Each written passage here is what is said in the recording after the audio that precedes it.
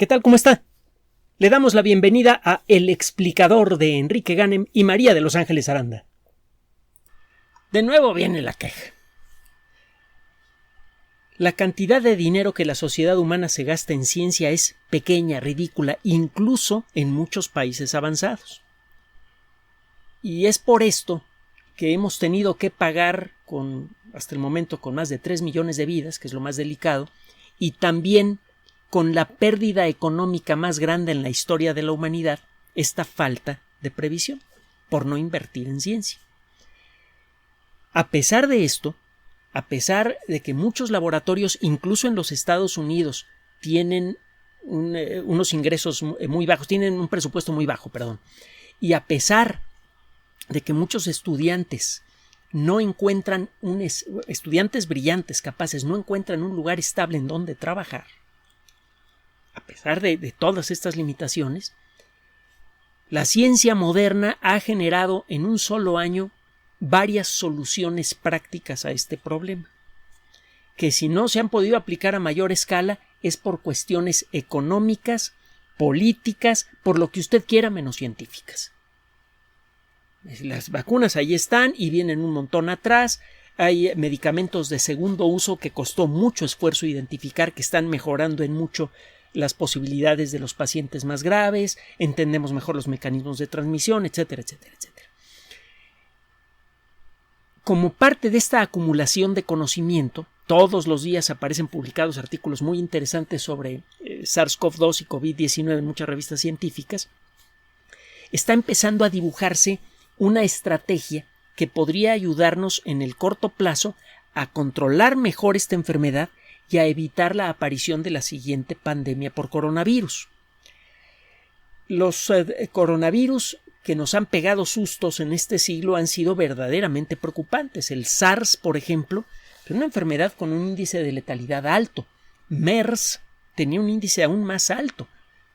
Casi 1 de cada 2 personas que enfermaba de MERS moría. Es un índice de letalidad similar al de la peste bubónica. Afortunadamente resultó ser un virus muy poco contagioso. Pero ¿qué podría suceder si aparece un virus como SARS-CoV-2 que tenga la mortalidad de MERS, al que se le parece mucho genéticamente? Hombre, pues tenemos que estar más que preparados para entender de dónde viene la letalidad del virus y tenemos que entender también de dónde viene la capacidad que tienen estos coronavirus para brincar de una especie a otra. Si llegamos a entender todo eso, estaríamos en mejores condiciones para evitar la siguiente pandemia. Cuando empezó COVID-19, muchos investigadores tenían esa enorme preocupación en las espaldas. ¿Qué tal si aparece un virus tan letal como MERS y tan contagioso como SARS-CoV-2? Eso sí podría poner en peligro a la especie humana. En el corto plazo podrían enfermar millones de personas y la mitad moriría. Este miedo ha ido desapareciendo por varios motivos. Uno, la rapidez con la que se desarrollaron las vacunas, que déjeme decirle que podría haber sido mucho más breve el proceso de fabricación de vacunas si se hubiera invertido la cantidad de dinero suficiente en investigación en vacunas de ARN. Es una idea que se viene manejando desde hace décadas, pero el progreso ha sido muy lento. Ya sabe usted por qué. Ya lo dije y hice mi berrinchito al principio de la cápsula. Bueno, y no solamente lo hago yo. El caso es que el conocimiento que se ha acumulado hasta este momento nos permite entender mejor el funcionamiento a nivel molecular del virus y también la estructura genética del virus. Podemos entender mejor qué tipo de mutaciones debería experimentar un coronavirus animal, que hay muchas variedades de coronavirus animales. Los hemos descubierto gracias a las mismas técnicas que nos han permitido caracterizar a este. Entendemos mejor qué le debería pasar a uno de estos virus para volverse contagioso y volverse letal. Ya no nos toma tan de sorpresa. Ya sabemos en dónde se encuentran los coronavirus. Y gracias a nuevos trabajos como los que le vamos a mencionar en esta ocasión, entendemos mejor cuál es el mecanismo de paso entre los virus animales y los seres humanos. La zoonosis, es decir, los casos en los que un virus o algún otro agente infeccioso brinca de un animal a un ser humano y se vuelve contagioso entre los seres humanos, los casos de zoonosis normalmente involucran a una especie o a unas pocas especies. En el caso de la gripe, por ejemplo, muchas veces son los cerdos o las aves de corral las que sirven de intermediarias para que aparezca una nueva variedad de gripe muy contagiosa y potencialmente letal. Eso fue lo que sucedió, por ejemplo, en el 2009 aquí en México. Aquí en nuestro país, es la información más confiable que hay hasta el momento, ocurrió alguna mezcla genética de virus de distintas fuentes en un cerdo y de allí apareció una variedad que resultaba ser muy peligrosa. Hasta hace poco no sabíamos de qué animales había llegado hasta nosotros SARS-CoV-2. Gracias a un trabajo realizado por un investigador que, por cierto, está ganando mucha fama, un investigador que trabaja en la Universidad de Sydney, se llama Edward Holmes, es un virólogo muy distinguido, ha publicado varios trabajos recientemente en Nature, en The Lancet y en otras, es decir, Naturaleza, La Lanceta, etcétera, algunas de las revistas más importantes, que han resultado ser especialmente valiosos para entender el funcionamiento del virus. Dos de las primeras descripciones moleculares del virus las hizo el equipo del Dr. Holmes, que salieron en Nature y en The Lancet precisamente. Y ha hecho otros 2 artículos que han resultado ser muy importantes. Bueno, acaba de publicar otros 2 más. El primero, de nuevo, lo publica en Nature. Y ya sabe que publicar en Nature es complicadito. Muchas veces la gente que publica en Nature se gana su premio Nobel. De ese tamaño es esa revista.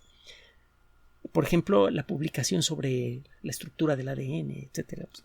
Otro día le platico la historia. El caso es que estos investigadores, el grupo de investigación que dirige el Dr. Holmes, identifica un coronavirus muy similar, casi idéntico al que está afectando a los seres humanos, pero que infecta a los pangolines malayos que encuentra usted al sur de China.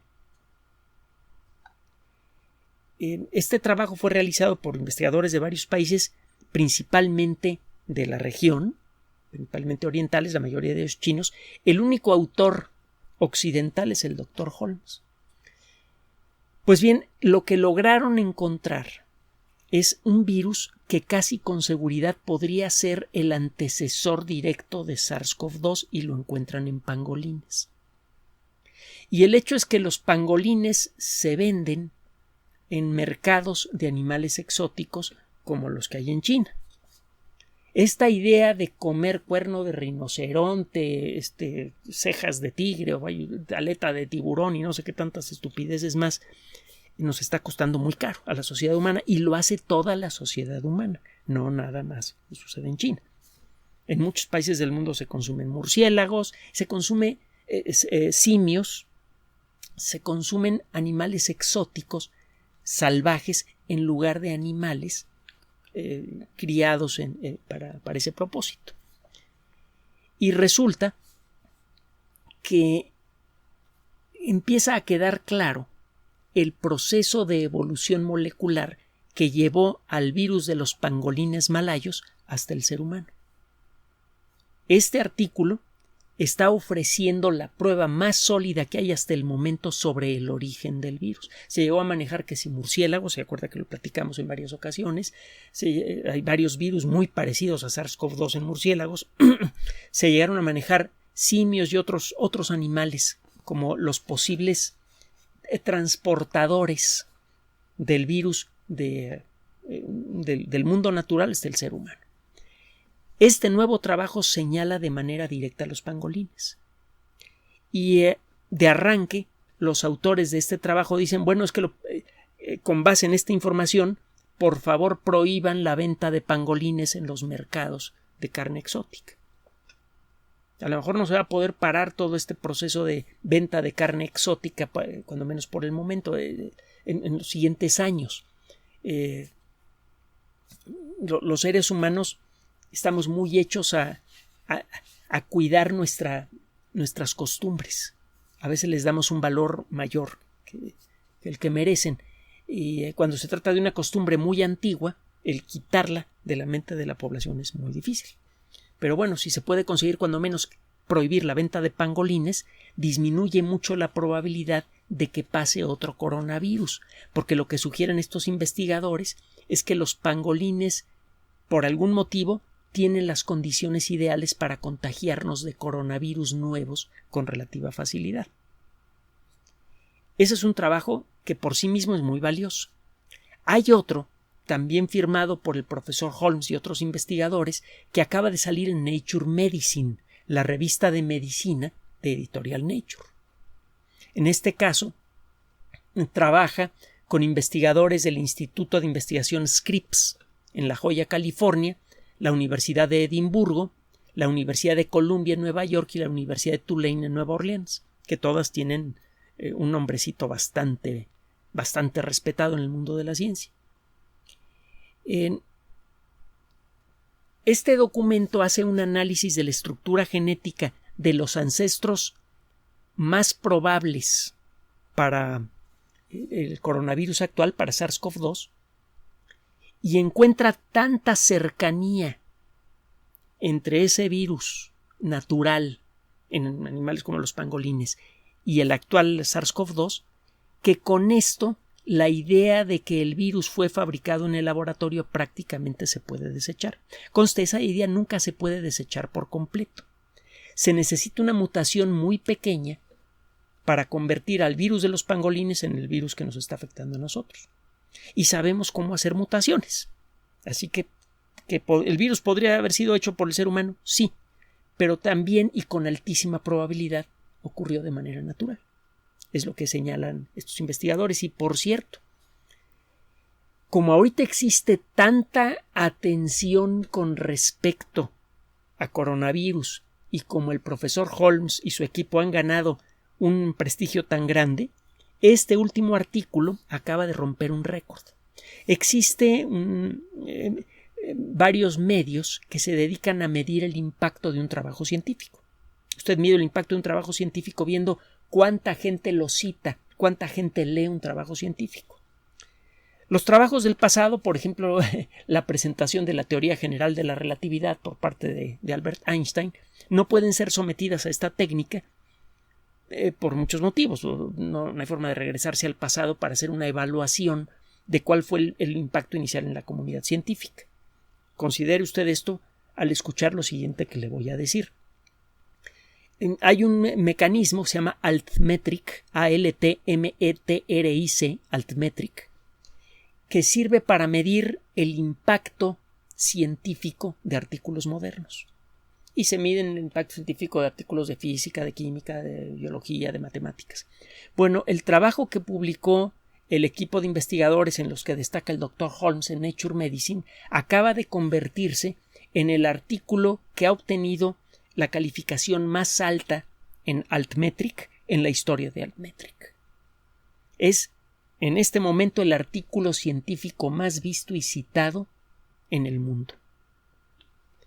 No solo por lo que dice que a lo mejor el virus brincó de manera natural hacia nosotros, sino por el análisis molecular detallado y la estructura genética detallada del virus. Gracias a estos trabajos, de pronto ya no estamos dando palos de ciego para averiguar el origen de este virus. Gracias a este trabajo, se pueden desarrollar estrategias para vigilar mejor a aquellas especies salvajes que pudieran tener virus potencialmente peligrosos para nosotros y que con una pequeña mutación pudieran volverse contagiosos. Esto permitiría mantener una vigilancia epidemiológica activa. En la actualidad, la vigilancia epidemiológica es pasiva. Nos esperamos a que aparezca la enfermedad, empezamos a detectar por los reportes que vienen de hospitales que están ocurriendo casos de una enfermedad desconocida y entonces ya le metemos ganas para tratar de caracterizarla, para identificar al agente causal, etcétera, etcétera, etcétera. Pero es después del hecho, después de que el virus brincó a la especie humana.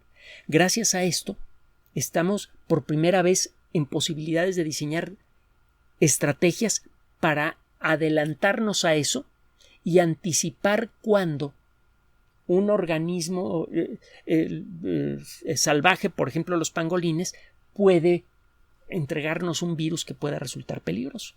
A tiempo para en un momento dado tomar medidas, como sabes que el vender carne de estos animales está prohibido, el cazarlos está prohibido, por este motivo, y el que no lo respete esta regla, pues se va a la cárcel tanto tiempo. Nunca antes habíamos tenido esta posibilidad, la posibilidad de adelantarnos a una enfermedad, la posibilidad de anticipar una pandemia. Esta es una gran noticia, que se suma a muchas otras grandes noticias en la lucha contra COVID-19 y SARS-CoV-2. No vamos a repetir el rollo largo que le echamos la otra vez, pero por favor, no caiga en el desánimo y no escuche con demasiada atención a quienes quieren desanimarlo.